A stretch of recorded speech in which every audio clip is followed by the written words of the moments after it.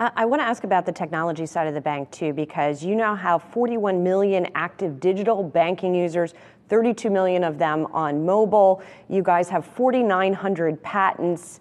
And so you have a strong technology piece to your business. But there does seem to be this divide in the public consciousness and in the markets for that matter between big banks and fintech.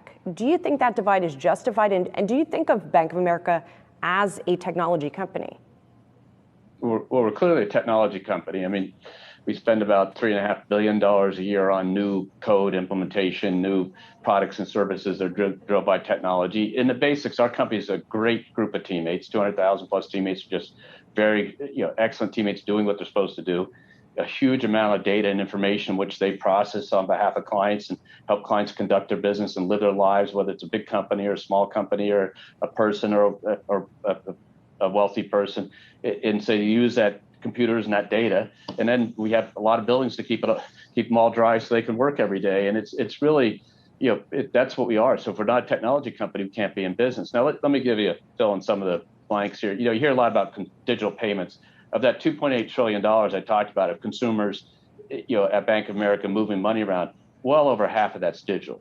If you look at our sales, we had products last quarter. I think we had $1.6 million in digital sales. About 45% were all digital. Over the last few years, we've been able to digitally enable, the mortgage transaction end to end, the opening of a checking account end to end, and all these things. In fact, we have Merrill Edge, which is in the classic case was back in the old days was an online broker.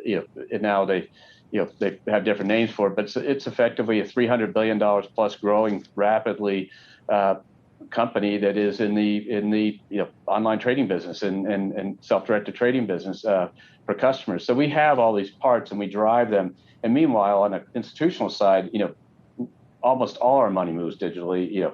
Is $3 trillion a day. So the idea of digital payments and stuff, that's been going on for years. Zelle is growing very fast. Our company about 80% year over year. And I think we hit new milestones last quarter. Erica, which is a voice activated or type activated virtual assistant, artificially intelligence driven, has 17 million, 15 million users or whatever it is, and engaging hundreds of millions of times a quarter on it.